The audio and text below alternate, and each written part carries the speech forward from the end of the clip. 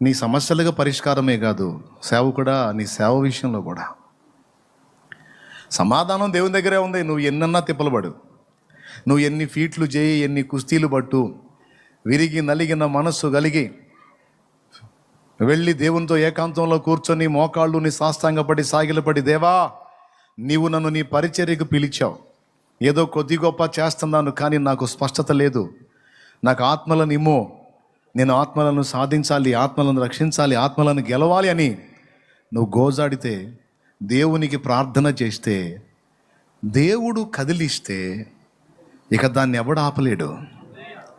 లోకంలో ఉన్న శక్తులన్నీ ఏకమైనా సరే నీ పట్ల దేవుడు కదిలి కార్యం చేసేదాన్ని ఎవ్వడు ఏది ఆపలేదు. అది కూడా దేవుడు వాక్యంలో క్లారిటీగా ఇచ్చాడండి.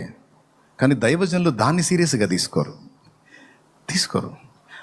చూడండి, కీర్తనల గ్రంథం 2 కీర్తన ఎంత స్పష్టంగా చెప్పిందో దైవజనులకి.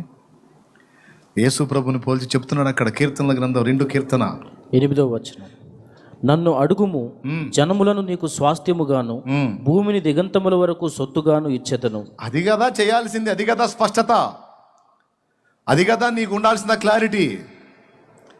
నువ్వు దేవునిని అడుగుట అనే దాన్ని పక్కన పెట్టి నువ్వు ఎన్ని కుస్తీలు పడితే పని అయింది చెప్పు సోదరా.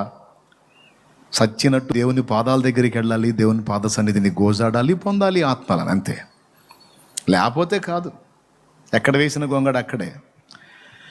దేవుడు బలవంతుడు, ఇవ్వగలవాడు, ఆత్మలను కదిలించగలవాడు, హృదయాలతో మాట్లాడగలవాడు. ఆయనతో నువ్వు మాట్లాడాలి, అప్పుడు కార్యసిద్ధి కలిగిద్ది. ఇక్కడ ఉన్న వాళ్ళే కాదు, ఈ జనంలో దైవజనులు కూడా ఉన్నారు. అందుకే చెప్తున్నాను నేను, విశ్వాసులకి, అన్యజనులకి, దైవజనులకి మనం చేసే విషయాల్లో స్పష్టత ఉండాలి.